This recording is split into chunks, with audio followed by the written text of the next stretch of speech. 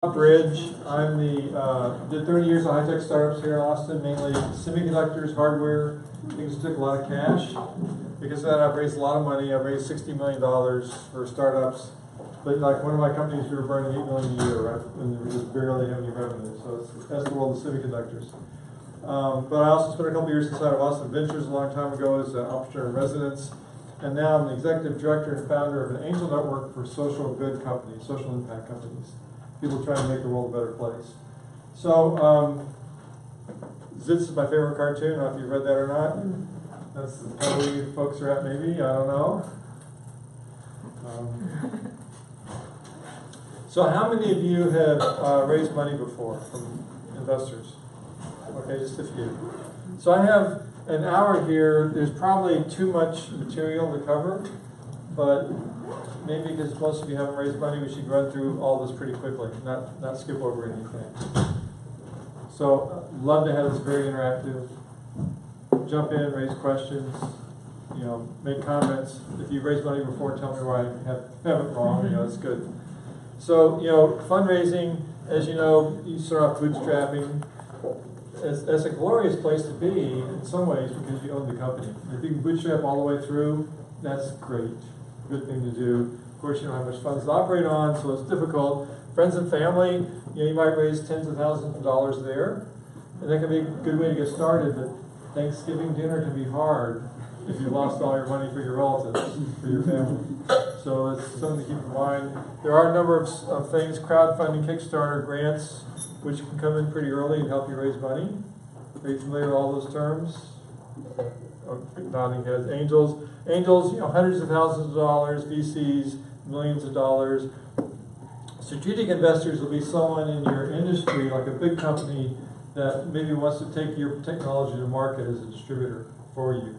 And they'll put money in and maybe acquire you at some point in the future. And of course, all this stock that you have is worthless until you get to an exit, either an acquisition or an IPO. Pretty straightforward stuff, but just want to make sure we all have the right terminology here. So, when you think about doing market validation for your product or your service, you want to understand, what your customers care about, right? And so when you go raise money, it's nice to understand what your investors care about. And that gives you a better chance of pitching it in a way that is interesting to them. So we're going to have a few slides that cover that. And we're going to start by talking about how venture capitalists work. And venture capitalists are professional fundraisers. They go out to institutional investors, maybe pension funds, big insurance companies, very wealthy individuals, and raise maybe $350 million for a fund. Maybe it's Fund B or Fund 3 or Fund 8, whatever they call it. And then over 3 or 4 years, they're going to invest most of that money into startups. And they'll reserve some money for follow-on funding for those startups. And then within 7 to 10 years, they need to have all those companies exit so that they can close the fund and make a return for all the investors. And so if you have venture money, there's going to be a lot of pressure to get the results in a certain time period. And if you're not making progress there, you may get replaced as CEO.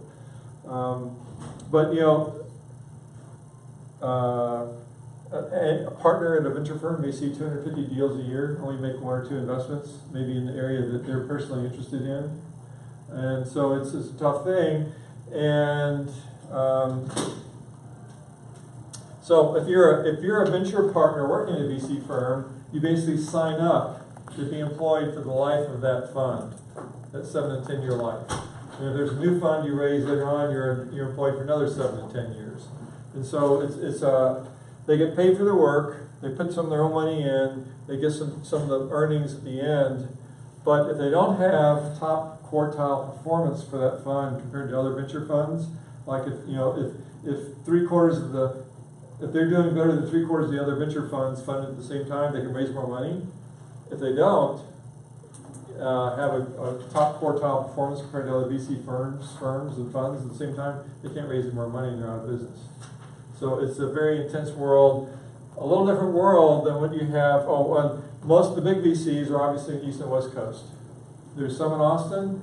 Austin is a little different personality. On the West Coast, they're all about unicorns. You understand the term unicorn?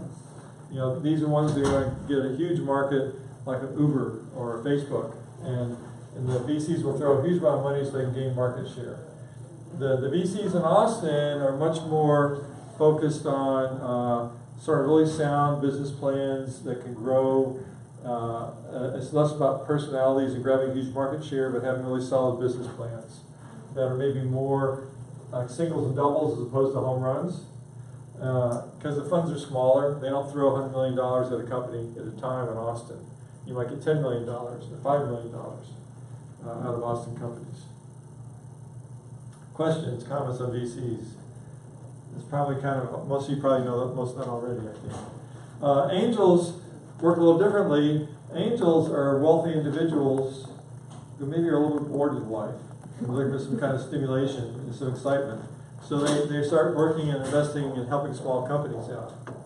And they're often part of an angel network, which gets to be sort of a social club, a social group, where they meet with their fellow angels, quarterly or more often. They do things together, and they enjoy being together as a group. And they enjoy helping young companies, giving back by sharing some of their experiences, mentors, or whatever, maybe being on board seats.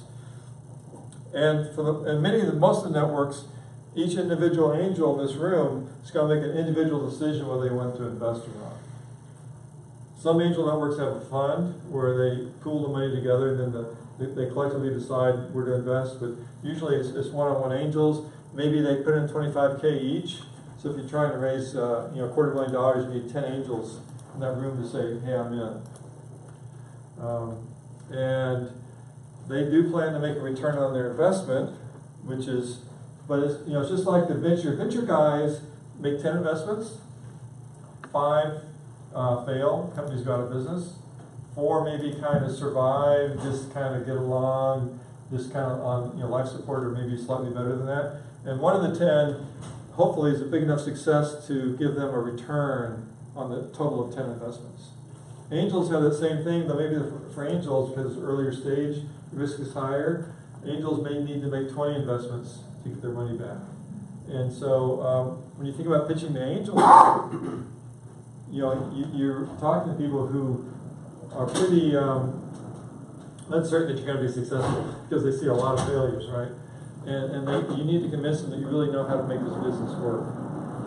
And so this is just a chart. Again, angel might make 10 investments of the same size, and for them to get money back, hopefully one of these is going to be really successful. A few of these will make a small return for them. That's how it works. Yes? Question. For Austin specifically, how long does it take for getting to a partner meeting? From the first kind of screening to the partner meeting for angels? For angels, like something like Southwest Angel Network. And second, what's the medium which is acceptable? Is convertible notes or KISS or SAFE acceptable medium, or it's only equity? Yeah, so it depends on the network. CTAN is a very large group, and they have a little more overhead. So, I think I wouldn't be surprised if it's like a 4-month process total.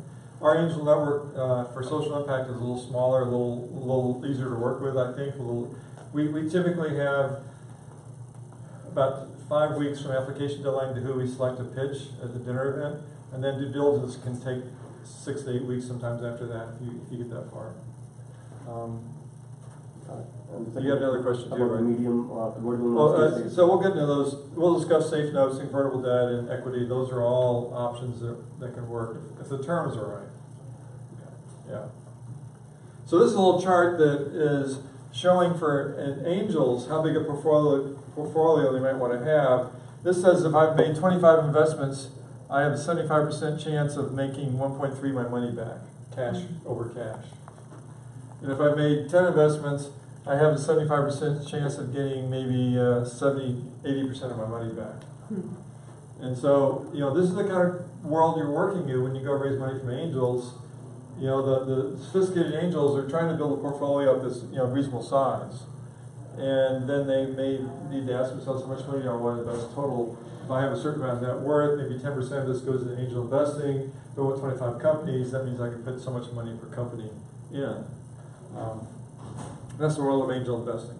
Most angels anticipate doing follow-on investment. The sophisticated ones do. Yeah. Because otherwise they get diluted out to where it almost doesn't pay for them to take the risk, right? Well, it depends on, you know, how the company does and how much money you have to raise is what the solution is. Sometimes companies believe they can get profitable on, you know, $1 million. In that case, you know, the angels for reasonable investment can get, have a reasonable share. The real culprit is down rounds. So if there's a down round, meaning that you've struggled, next time you go raise money from VCs, you get a lower price per share. That just really clobbers all the early investors. There's a company here I know that friends got $1 for their angel investment when a new VC came in and funded the company. That was their payoff for their investment. Yes, sir. So like for Southwest Angel Network, can you talk about your portfolio size? Well, you know, we've been around since the beginning of 2016. We made 12 investments. Okay. We've had one Chapter 7, so we have 11 active. Well, actually, another one was a minor payoff. So we have 10 active at the moment. We typically get 30 applicants per quarter. We down select to 3 for the pitch night, and on average, one's been funded. So that's the funnel 30 to 1 the funding. Okay. Those actually, this last time we may fund all 3. We'll see. And how much? And are you guys funding the whole round or part of it?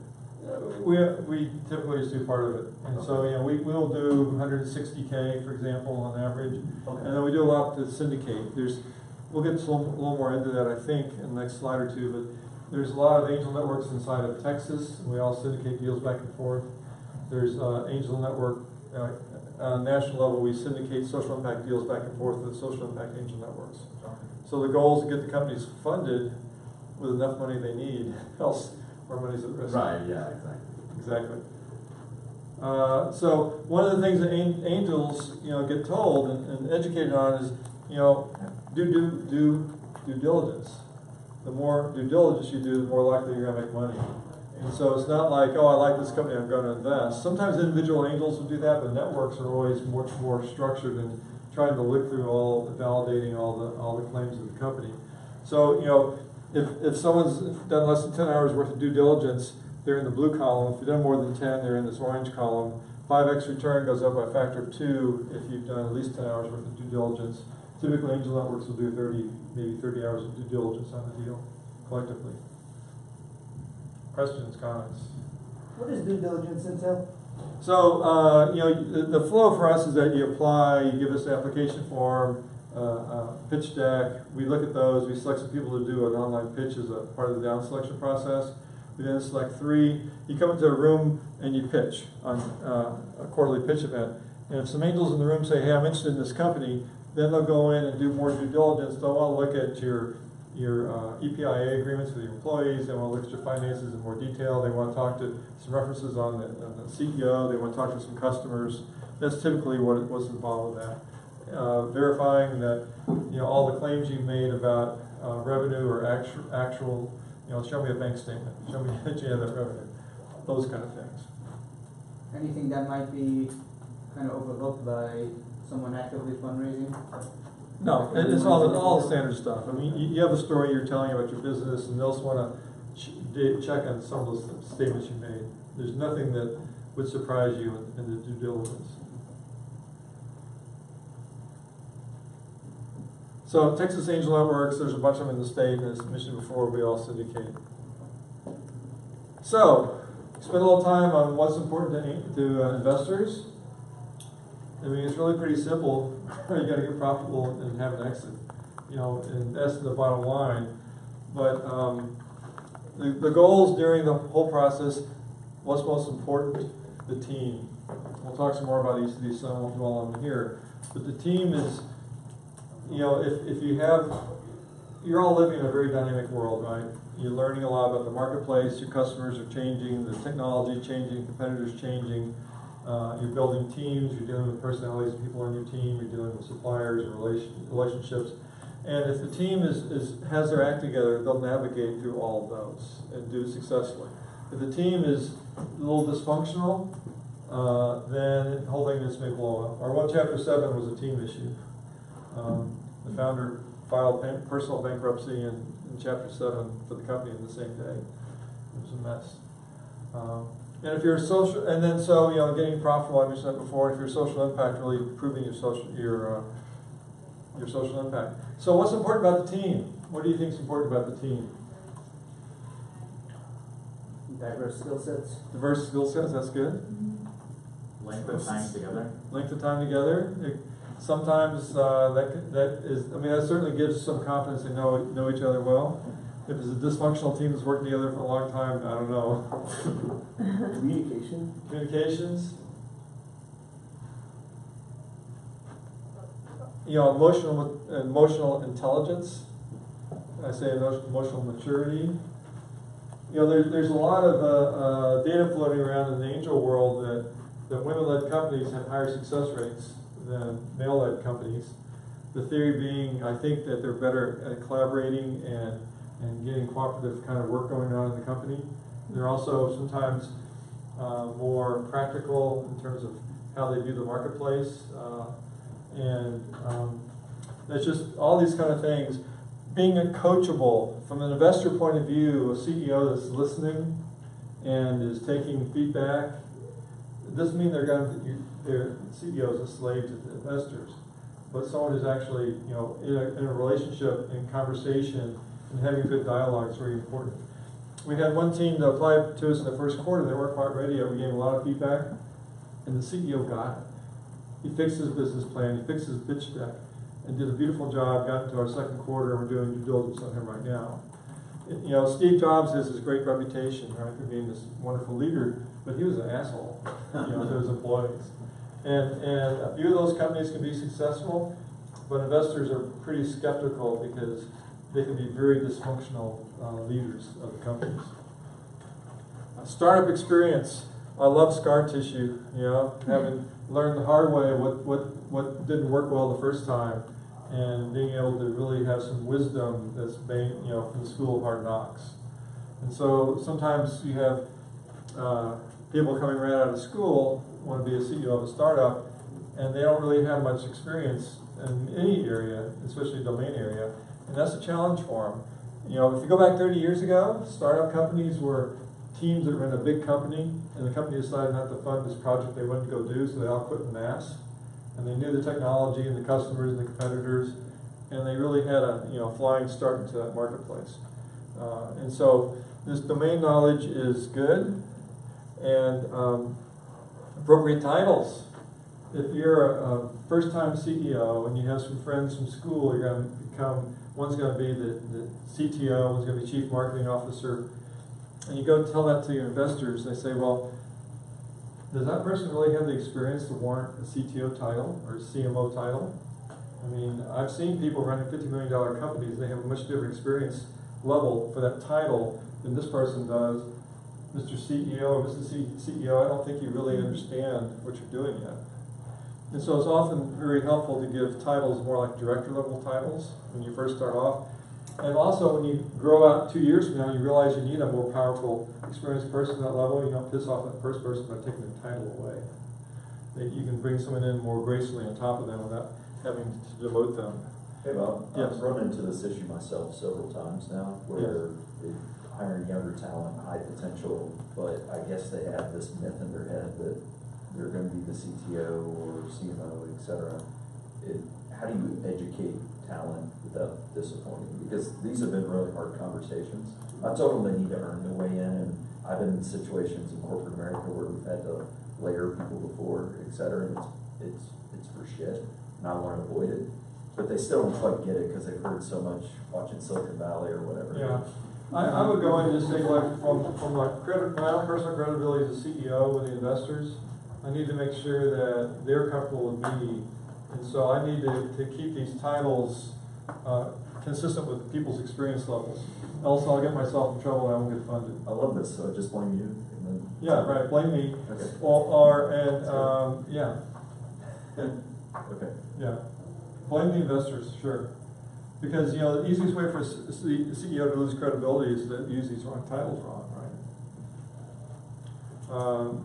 And just how does it well as a C-level team work together? Having been together for a number of years is great, as long as if you're meeting with all the C-levels, they're all, you know, having good rapport with each other, finishing each other's sentences, things like that. That's good. Yes, ma'am. So how about if you don't have the breadth of experience and all that kind of stuff? I mean, what are other attributes that angels might look for?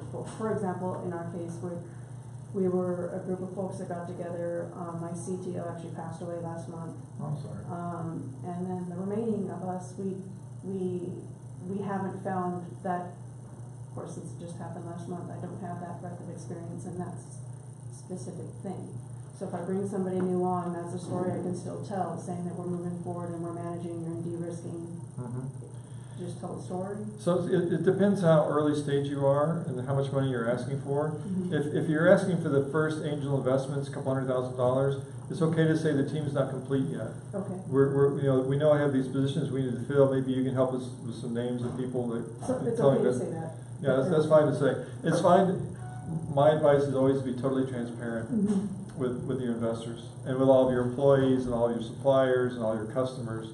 Transparency, just don't spin things too hard. Got it. Thank you. So that's a great question. Thank you. Another question. Yes, sir. Yeah, so what about the kid who just came out of college and started a company? And like, what are the attributes that you look for him, as a leader of the organization? Because I understand 4 or 5 years from now, if I don't have the breadth of experience, Yeah. someone will come and replace my company and take it to the next level, if we get there. Well, you better have a lot of passion, and you Yeah. better just sound credible when you talk about all aspects of the business. I mean, Right. Yeah. You know, some people right out of school can be very successful at times, and but you just need to. You know, it's sometimes good with angels to build a relationship over time. Get to know them even before you're asking for money. Go in and ask for advice. Yeah. And start to build some dialogue, some confidence. You know each other, and you feel comfortable with each other. Yeah. I heard transparency with communication, like literally being upfront about every problem and challenges we're facing and asking for some help or mentorship. Like, that helps. Yeah. I think Goes a long way. it's a healthy approach. I mean, you have to act. You know, if everything's a problem. Yeah. But you know, you have to show some personal confidence in saying, "Here's what I'm working on. I have some ideas that might work. What do you think about these ideas?"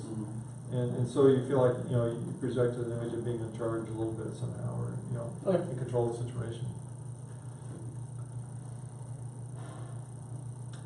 Social validation. Any social impact companies in here? Okay, good.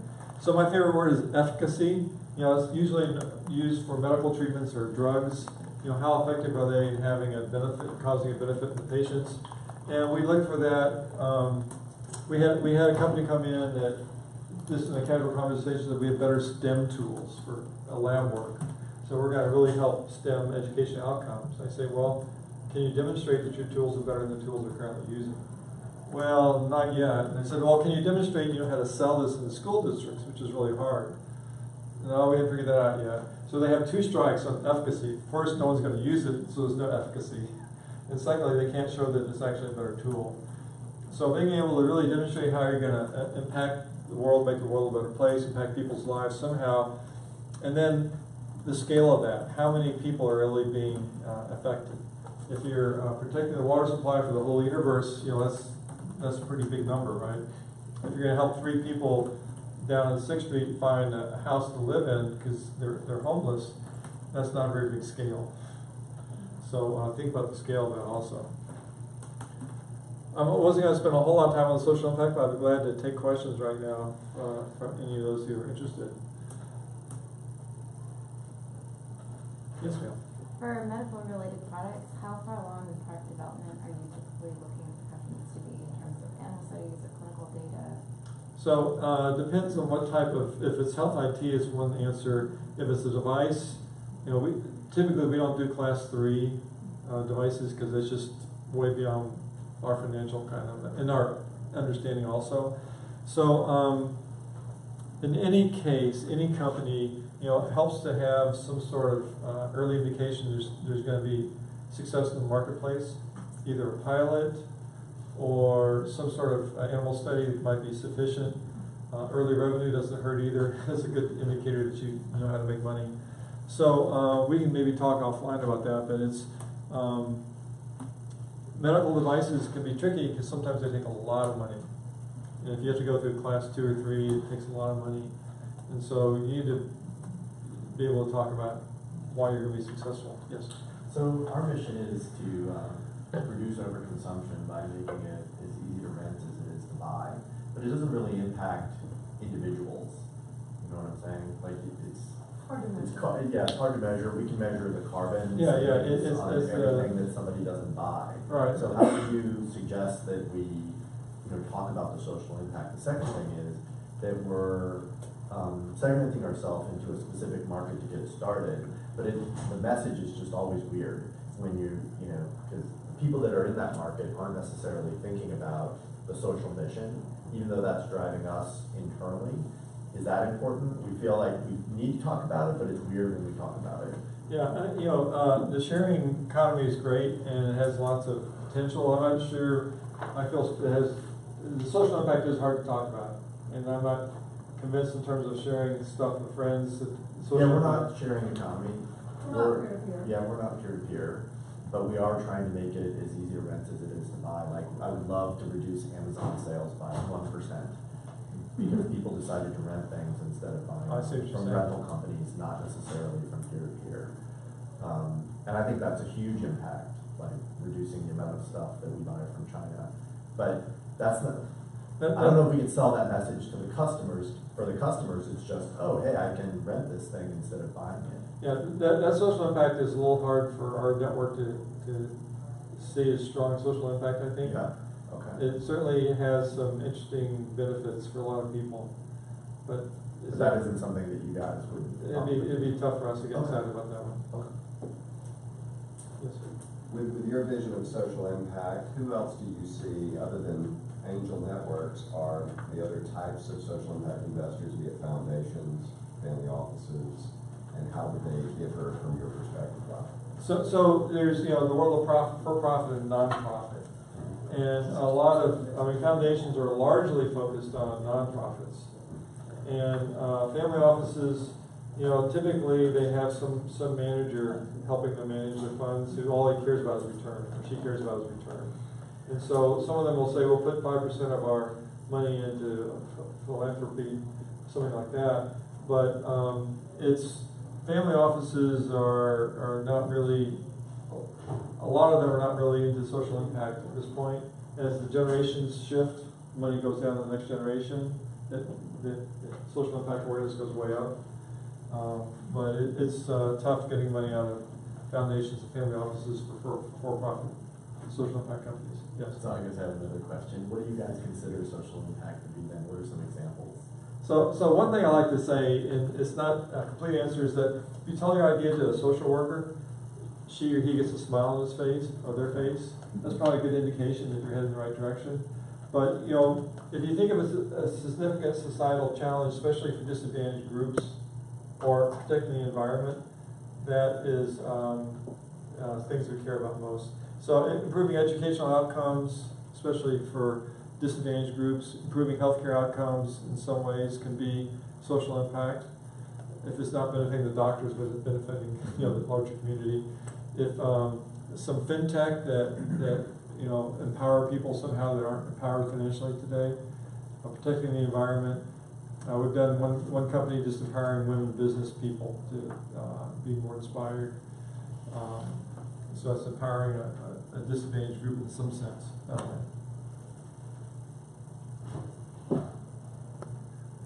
Market validation. So, what's the difference between nice to have and must have, right? That's the key point. You need to find some kind of problem that you're solving, and your customer says, "I gotta have that." If I can get, if it's a B2B kind of a thing, it says, if I can get that solution into my company, I'm gonna get promoted or I won't get fired. Now that's a real good kind of indication that you have a must-have solution. And so, this could be interesting. Yeah, looks like you have a nice little company. This sounds kind of interesting. That kind of response is probably a nice-to-have response. Mm-hmm. One of the easy things to do is go and say, here's what I'm working on. Here's what I'm working on. What do you think about this? Is this a good idea? And people are going to be polite and say, oh, yeah, that looks very interesting. But you have no idea at that point whether they're going to buy it for you or not. It's sort of like showing, here's a picture of my granddaughter. Isn't she cute? What's the response you're going to get? Oh, what a cute baby. And so a much better idea is to go in and say, hey, I'm interested in this general area of hiring more effectively. What kind of problems do you have with hiring? What are your top 3 problems with hiring? And then you start peeling the onions on those questions, asking more and more questions on that area, trying to steer them to your solution. But if you can't, if they aren't volunteering that one of the top 3 problems hiring is something you can address, they're not going to be a customer. And then they need to have a budget too. They may have this problem with no budget. They're not going to be a customer either. And so having a really important must find a solution problem and a budget to solve that makes them a customer. And especially if you're pre-revenue and you need to be able to demonstrate that. It's a little different in B2C because it's just like, how many eyeballs you can get. But for B2B especially, that this is really important. And early revenue certainly is a good indication of that. Yes, Do you ma'am. have a level of revenue that you like to see month over month? Like Greater than 0. there's not like a. That helps. Yeah. It all depends on the kind of market you're doing, the kind of product you're doing. And we have occasionally put some money into some pre-revenue ones, but they're really close to pilots. They had pilots or things like that, and we had some confidence revenue was going to happen. But think about it this way. When I used to be raising money, because I did a lot of that, I was kind of pissed off at these investors. They want me to have revenue before they give me money, but I need the money to get the revenue, right? But if I'm an investor and I see 20 deals on the table, 5 of them have revenue and 15 don't, which are the lowest risk ones? The ones with revenue. So I'm just going to look at them harder. And that's just how it works. It's not that they're no revenue company. It's just that the revenue ones have lower risk. Yes. So one of the things that we've heard that Austin, because of the smaller amount of money, they're looking for like first base hits, where like Silicon Valley is looking for absolute home runs, world-changing home runs. Unicorns, Would you say yeah. that's probably the case? Oh, absolutely the case, yeah. So in the Bay Area, if you have some track record of being a successful entrepreneurs and you're going after some big market like Uber did, then they'll pour a huge amount of money and say, spend as fast as you can to get market share. And you can even go without even a financial plan. In some cases, if you have personal credibility as a CEO in the Bay Area and say, I'm just going to go after this market, trust me, I've done it before for you, and they'll write big checks. In Austin, they're going to want to go through all these details. Tell me about your market validation. Tell me about the readiness of your product. Tell me about customers I can talk to that are will say good things about you. And they'll want to see a plan that just makes sense from they can grow revenue in the next 5 years and get them to a point where they can be acquired. Kind of a mindset. It's much more detailed and pragmatic and less visionary. So are they like $100 million exits in Austin, or 50, or versus like $1 billion plus in the area? Yeah. Okay. Go to market. How do you connect with potential customers? I have this great website. People are going to love it. They're going to be able to do things they couldn't do before on Facebook. And what's the cost of acquiring one of those customers? And all these good, all the SaaS terms of all these parameters, right? Cost of acquisition, the retention rate, lifetime revenue per customer, and so one of the key questions is, how do you actually go reach your customers? B2B is much different than B2C. You may have sales partners you need to have, sales partners who can help publicize it or do actual sales work for you. Just how do you effectively go to market? One of the big slams for startups is that technology in search of a market. You have an idea about a really cool widget, and you have no idea about whether people care about it, and will actually pay for it, and you have no idea how you're going to sell it. And that's not a good way to try to raise money. And is the sales process scalable? Sometimes the CEO says, hey, I'm selling this to Samsung. And what it really means is he has a friend at Samsung who's interested in his pilot. And no one at Samsung corporate even knows who he exists. And so, if you're being successful early on just based on your personal connections as a CEO, that's not a scalable model either. So how do you get to 5 million, 10 million, 20 million revenue? What are the sales techniques you use to do that? How do you reach customers and how do you grow? And you need to be able to explain that.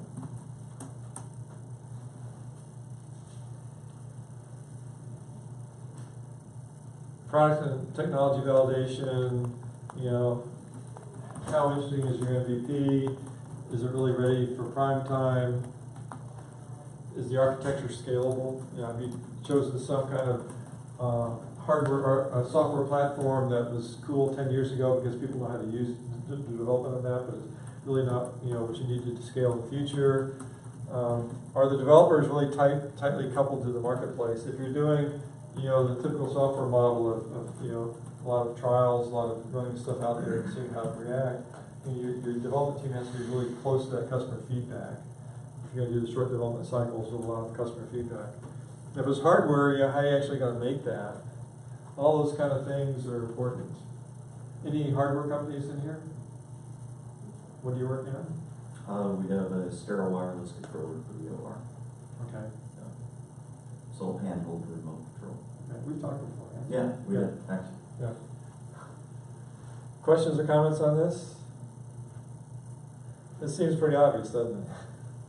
But if your story isn't very solid there, you can get in trouble with the investors. So you have this great idea, you know, you're getting a lot of traction with early users, everyone loves it, and you say, I'm set now. But if it's just you know, some sort of simple app on AWS, there's no reason that Facebook or someone else, Google, can't come in and do the same thing, right? So, you know, investors, it takes these companies 5 to 7 years to get to acquisition. What's going to keep you successful over that whole time period? Is there some way that you can be successful? I mean, what are your thoughts? I listed some here. You know, how many of you are, your story is you're going to get a critical mass of customers, and that's your defendable position. Any hands on that one? Work for Facebook. Sales channel lock. You have a sales partner that's going to work with you exclusively over an extended period of time that has great penetration into the marketplace. Anyone thinking about that kind of a model? Supply chain, you know, you have some sort of relationship with manufacturers that other people can't easily duplicate, some exclusivity. Yes? No, I'm saying it's weird. Okay, and IP is maybe interesting, maybe not, but you know, not so much for software. Sometimes in the area of medical, it's important. New drugs have a lot of IP. Some hardware has IP around it. You were gonna make a comment, or? Oh, no, I was just saying that we're planning on doing supply chain law. I feel like this is all pretty obvious stuff, right? But if you don't cover this and understand this, it's going to be hard to get funding. Mm-hmm. Financial validation. So I will tell you that any financial plan you have is wrong. The only plan that's right is last year's tax return. Hopefully that's right. And but it is a directional statement. We had one startup that said, and they're doing home health care services, putting people in people's homes to take care of them. They're going to be $1 billion company in 5 years, $1 billion in revenue. I don't think so. And you may say, I'm going to be in 5 years, going to be a $100,000 company. That feels like a lifestyle company. That's not bad, but you aren't going to get angels to invest in it. And if you can do a lifestyle business and grow it, then $100,000 is okay income for your company and yourself personally. You can bootstrap and get there. That's a beautiful thing. You run your own business. You're in charge of your life. You don't have any investors to connect to. But it's maybe not investable by outside people. So how big do you want your companies to be? So we like for them to be able to say that within 5 to 7 years they could be acquired for $50 million, $30 million. And that probably implies a revenue stream of at least 10 out in 5 years. But I'm assuming, given that you invest in social impact, they have to have a pretty big social impact growth too, right? Yes, and they have to identify who does acquisitions in their space, right? So if you say I'm going to be acquired in 5 years, you should be able to identify some companies in your market space who are actually doing acquisitions today of about that size, of companies that may be sort of like you but not exactly like you. Now you can say, here's some data that says acquisition can happen. If you can't point to anyone being acquired in your market space in the last 5 years, well, acquisitions doesn't happen, so you're planning for an IPO. It's really hard. So for non-impact investments, say it's like C10 investing, are they looking for $100 million exit? Like what's the ballpark for those types? Yeah, they're probably a little more aggressive. I don't know the numbers, but you know, you like to, if you make 20 investments, one of them has to be big enough to give you a 10x return on all of your investments. So,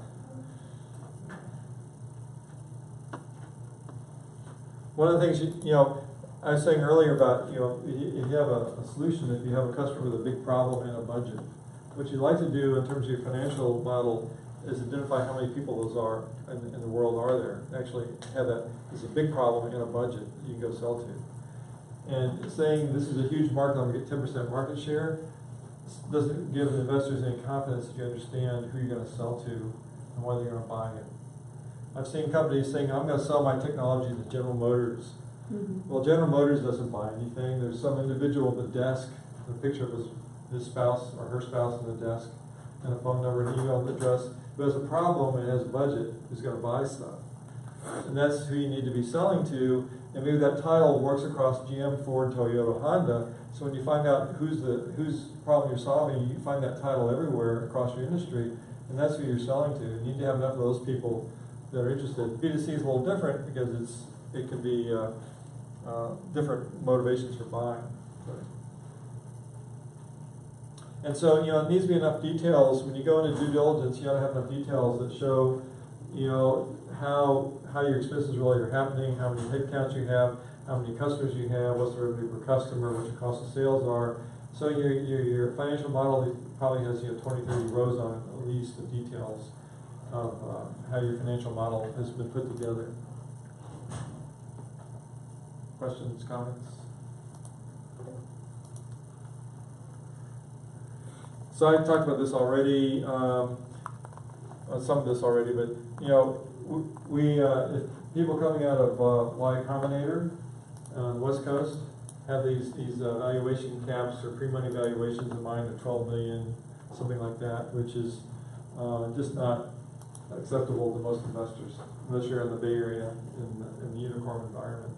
So you know, we typically see companies that have a pre-money valuation. That means how they value the company before they take the investment. So the equity, or if it's a cap, is what the valuation could be when you have convertible debt converting over. You know, in the $2.5 to $4.5 kind of range, $1 million is what for early stage investors where there's just a little bit of revenue and no real validation in the marketplace with lots of revenue. Those are the kinds of numbers we would expect on this cap. So if you come in and say you have a pre-money valuation of 7 to 10, unless you're doing like a Series A investment with VCs, that number's a little high for most angels. In Austin. In Austin. Yeah, the Bay Area is a whole different story. There you might buy with a 12. Yeah. How would that number influence if you were doing some corporate kind of interest? So, for example, the first customer, they took 10% of your company and gave you some money to build the product for them. So Strategic investors, yeah, they're much less sensitive to valuations. They're more friendly. But is that going to influence? So, if you are able to manage that as a company before you come for this particular investment round, is it going to influence the valuation?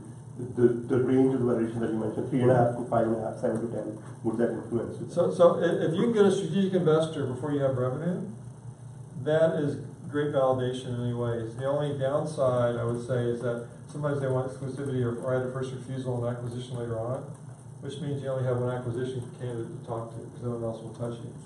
And so that's the downside. But having a strategic partner who wants to put money in early is a great validation that you're solving a problem the market cares about. And so that can help you with investors along the way. Just be careful that you still have an exit that's interesting other than to the general marketplace. Can't that close off a lot of market potential for you though? Because I know a lot of places want to purchase from something that's partially owned by a competitor. Have you run into that with any of It probably just depends on how strategic the technology is to the other parties.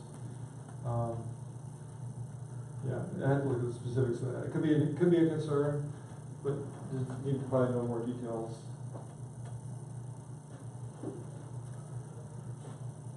And so if you're going in and talking to early stage investors, is this the final money they need to be, the company needs to be successful? We have companies come and say, we'll get profitable at $600,000. Well, we know they're going to take twice that much money to get profitable, but that's different than saying we're going to follow on with a $10 million and a $30 million round, which gets back to the question earlier about dilution.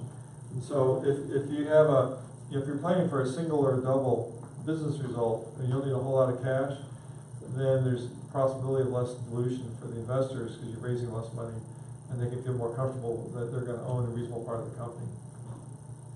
So you need to be prepared to talk about all the future rounds of financing that you're going to do when you go talk to early stage investors. How much money has Uber raised? You don't know. A billion or so? How much did they lose last quarter? $1 billion? I don't know. This is a different world. So we're going to change gears now, unless you have some questions on what investors look for. How are we doing on time? So typically what happens, founders get common stock or maybe restricted stock, and they don't get much more stock, maybe a few more options along the way, right? That's it. And employees get options, stock options typically. Stock options convert to common at IPO or at MIA. And the investors will get, at early stage, convertible debt safe or royalty-based financing. We'll talk about each of those a little bit more. Where the VCs typically get preferred stock. We'll talk about more about that later. And at acquisition, the preferred all converts to the common, and they all have equal kind of pricing at that point. So preferred stock, people wondering about how do I value this company. You want to go and talk to a VC, and they may think I need to do a net present value calculation of what the company's worth. Do this. It doesn't work that way. VC says, I want to own 51% of the company for my $5 million. And so your pre-money valuation is kind of fixed by that.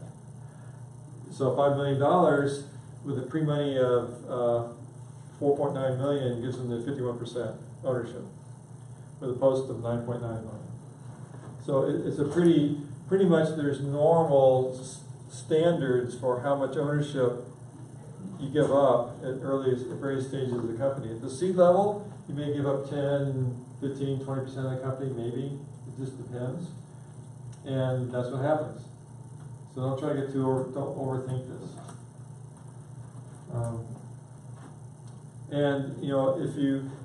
If you're getting into the preferred stock, we'll talk some more about what preferred stock is what the VCs do with Series A, B, C, and D. What you want to always do is have good results in each round with your financing.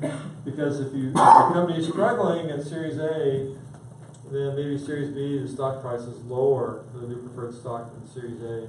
And it gets really ugly in a hurry for the company. So what is preferred stock? Well, maybe the most onerous, preferred stock owners have preferences, legal preferences over common stock and over stock options. That's why stock options can often be 1/10 the cost of the new preferred stock issuance.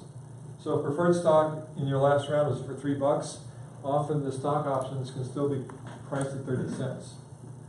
Well, why is that? Because they have certain voting rights in the board that the common doesn't have.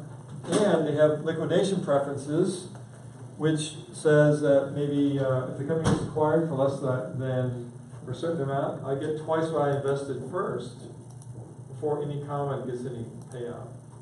So if you raised $5 million, you got acquired for $7, the first $10 million goes to the investors, leaving $0 for the common. Sometimes there's a 1x liquidation preference, which is a little more friendly. So you better perform once you start taking VC money, or you issue equity and preferred stock. And if you aren't performing anyway, they'll get a new CEO to try to fix it anyway, so you maybe don't care at that point. Convertible debt is, rather than saying we're going to sell preferred stock at a certain price, like $2 a share, we're going to instead take a loan from the investors.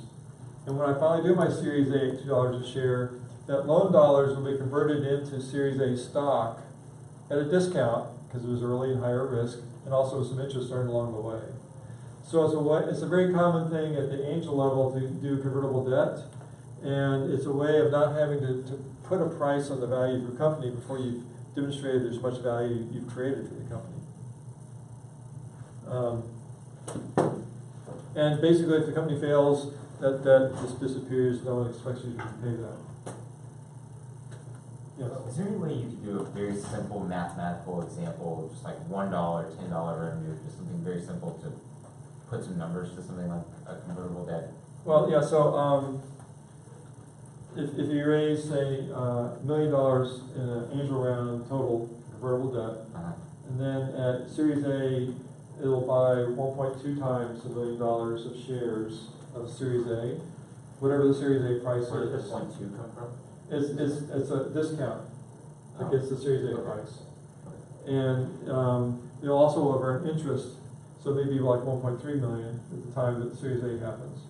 And so the early stage investors are taking more risk, so they should get a better price than Series A people do, is the idea.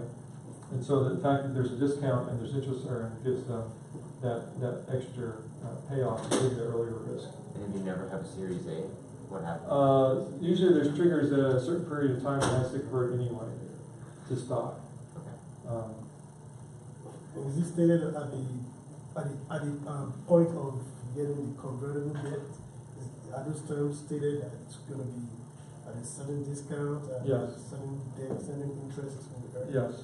So the most important terms are these: interest rate, typically 3 to 8%, discount, typically 20% discount, and valuation cap says that the Series A pre-money can't be any higher than. If it is higher than, it'll be treated like a lower number, so that you're buying stock at a lower price. So if angels go in and put some money in, and suddenly you get a 20 million pre-money valuation for Series A, they get diluted like crazy. So if there's a $3 million cap, their conversion would happen as if the stocks were priced with a $3 million pre-money as opposed to 20. That may be the biggest term, in my view. Yeah. And then there's conversion triggers. Typically, it requires a Series A of a certain size, and also there can be a set date to protect the investors in case Series A never happens. Safe agreement is sort of a simplified convertible debt.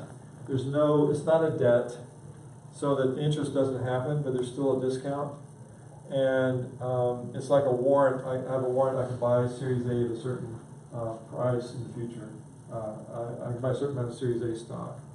And it's come out of Y Combinator as a simplification of the convertible debt. And it doesn't have all these triggers like at a certain time you have to do the conversion, like the convertible debt may have.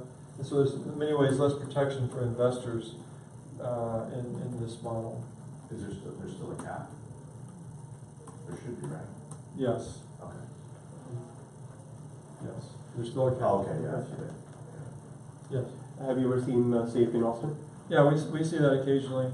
I mean, I don't worry too much about whether it's debt or safe, because I'm really worried about can they get to an acquisition. And if they get to an acquisition, then it doesn't really matter at this point. And if they're going to fail, and then they're going to fail. So all these kind of protections for investors probably don't matter that much. Do VCs usually try to kick out the investors, the angels, if they're not re-upping at the? They can get, there can be a lot of dilution for the angels if they don't participate in later rounds. But do they just try to clear them out by buying them out? No, No? Okay. they're just usually on the cap table. Royalty-based financing, we haven't done one of these yet, but it's sort of like let's plan for a single or a double instead of a home run, and we're not going to take necessarily equity, but we're going to loan you some money. You're going to pay us back with a percent of your gross revenue. So we'll loan you $250,000, and you're going to pay us back $750,000 by giving us 5% of your gross revenue until you've paid us back. And so it's a way to get some money in. You don't have to give up any equity, which is kind of nice from the company side, but you are burdened with this debt. And if you have enough revenue and you have enough gross margin percentages, it can be pretty painless for the company to grow without having to give away any equity. And so this sometimes gets used. It's getting a little more popular. We haven't done a deal yet. We offered it once and the company turned it down. It's used more in the social impact world, really. It's used more for singles and doubles than, you might see this in other industries too. There's Austin Food Shed investors who do a lot of things in agriculture, and they use a lot of this. Evaluation and dilution over successive rounds. Oh, what happened? I thought I had a slide here. Yeah, it's not showing up. That's interesting. Oh, there you go. So this is a good example. Won't go over all the details, but basically, the invested dollars are angels put in $300,000. There's $30,000 worth of bootstrapping. A Series A, $3 million. A Series B with another $3 million. A Series C with $10 million.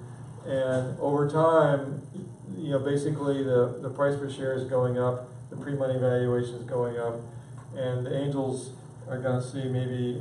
Oh, this is the bad example. What is this? This is a good example here. Yeah, 3, 8, 20 kind of invested. Everything's going pretty well. The prices per share is going up 2, 5, and 12. Angels are going to see maybe a 2x return on this, even for their small market share, which ends up being 3%. Starting off maybe with 54% when they first put money in, 7%, and then up with 3.2. And that's not a bad return, a 2x return in that model.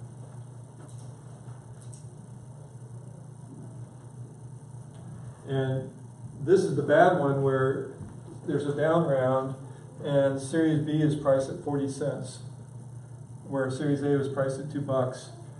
And you can see that the angels go from 7% to 2% to 1.2% out here. Now what happens is that they always have to increase the employee pool with options to keep them retain employees. So employees tend to do okay here, maybe not emotionally, but you know, with stock positions. But the earlier investors, this 54% of Series A becomes 12% of at Series B time. And the new investors end up with 61% of the company because you know, the company's struggling. They're the only ones willing to put in more money. In fact, the money was put in Series B, $3 million was the same as the Series A money that was put in. And so it's like a redo of Series A, but at a lower price because the company struggled during Series A. So you know, don't screw up companies. And the angels end up with 30% of the money back in this model. I guess we're out of time. Next class is starting, huh?